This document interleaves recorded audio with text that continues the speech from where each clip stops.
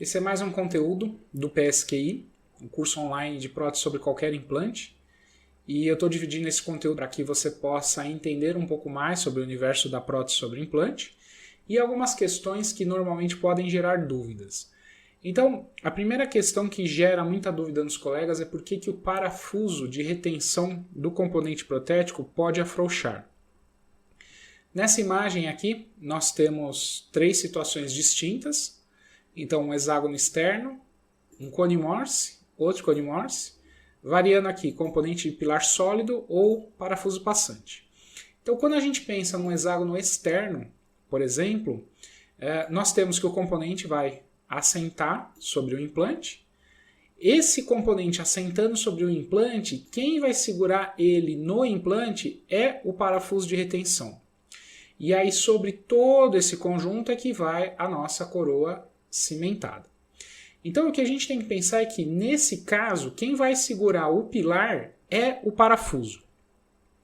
Nessa segunda opção, quando nós instalamos um munhão sólido, e esse munhão sólido em cone Morse ele é muito legal porque ele entra girando para poder dar o torque, porque ele é um componente único. Então, esse é o formato dele, é assim que ele funciona, e sobre ele vai apenas a coroa cimentada. Então, é uma forma diferente de funcionamento já do hexágono externo. Numa terceira situação aqui, quando a gente tem um componente para cone Morse com um parafuso passante, quando a gente acopla o componente no implante, o componente já fica estável. Então ele já fica em posição, mesmo que você não utilize o parafuso. Isso não significa que você não vai utilizar o parafuso, não é isso que eu estou dizendo. O que eu estou dizendo é o seguinte: o componente fica estável independentemente do parafuso. Então tem muitos implantes que são da conexão protética do tipo cone Morse, que a gente encaixa o componente parafuso passante e esse componente ele fica travado já, por conta do efeito do cone Morse. Então, apesar dele ter o parafuso faz a retenção, ele é importante, mas as distribuições de carga são na conexão protética, que é uma grande diferença entre os dois componentes.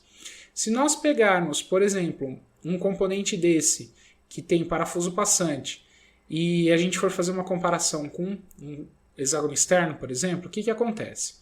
Muitas vezes, quando a gente remove a coroa e a gente remove o parafuso, quando é um componente de cone Morse, às vezes o componente fica travado no implante e o componente não sai, o que demonstra que a estabilização desse componente ela não é dependente do parafuso.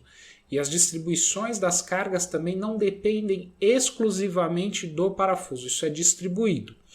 Quando a gente fala no componente munhão sólido, esse é o melhor de todos, a gente vai ver daqui a pouco por quê. Mas quando a gente vê um hexágono externo, o que acaba acontecendo é o seguinte: você remove a coroa, assim que você afrouxa o parafuso, o componente já está solto, obviamente. Por quê?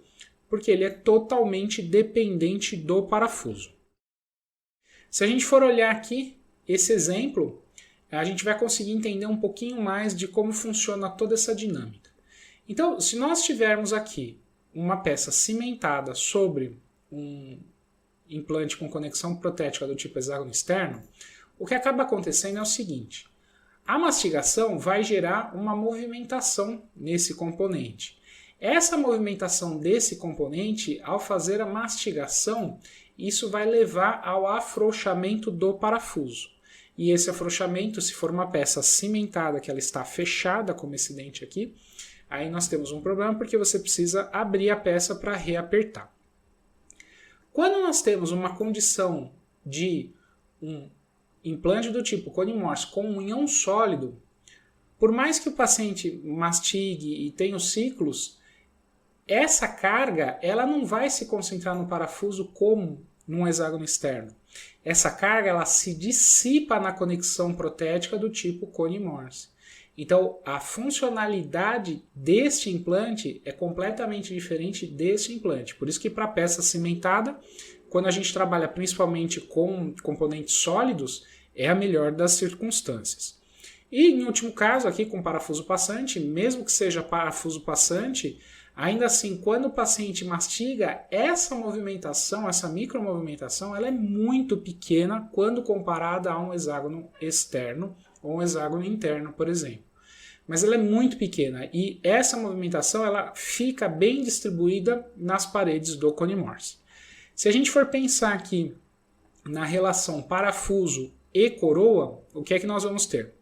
No caso do hexágono externo, o que acontece? Nós temos o parafuso que segura o munhão. Esse parafuso ele tem uma liberdade de rotação dentro da peça que nada impede que ele possa rodar. Então, conforme essa peça vai tendo mastigação, ciclos mastigatórios, oclusão, tudo mais, essa micromovimentação da peça faz com que o parafuso, este parafuso, migre para a região de menor esforço, que é o afrouxamento. Porque para ele apertar, ele precisa fazer esforço. Para ele afrouxar, ele não tem que fazer esforço nenhum.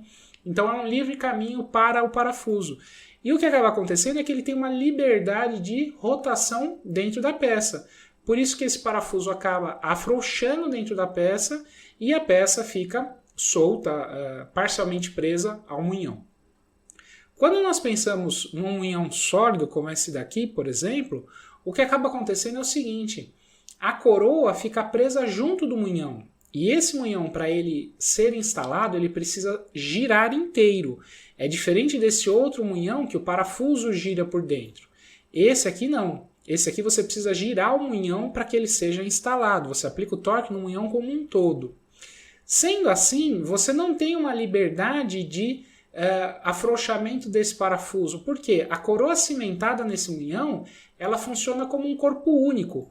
E aí, para que esse parafuso sofra um afrouxamento, nós precisamos que essa coroa possa ter liberdade de rotação, uma vez que ela é unida ao parafuso, é um corpo único isso tudo. Então, para que você tenha o afrouxamento, você precisa que a coroa gire. E para a coroa girar dessa forma, é algo um tanto quanto difícil. Na terceira situação, que é o cone morse com parafuso passante, é uma situação bem estável. Por quê? A conexão protética ela é muito estável e ela distribui bem as forças, ela não é dependente exclusivamente do parafuso, ela consegue ficar estável sem você precisar do parafuso. Então isso é muito bom. O parafuso ele retém a peça, isso sem sombra de dúvida, mas é uma conexão protética muito eficiente. Mas de qualquer forma, se houver alguma vibração neste componente, nessa movimentação, ainda assim, pelo parafuso ser passante, então aqui no meio, nós não temos nada que impeça que o parafuso gire também. Então existe a possibilidade dele afrouxar.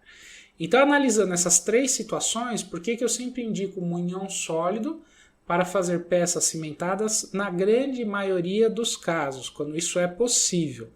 Porque para você ter o afrouxamento desse munhão, você precisa que essa coroa gire.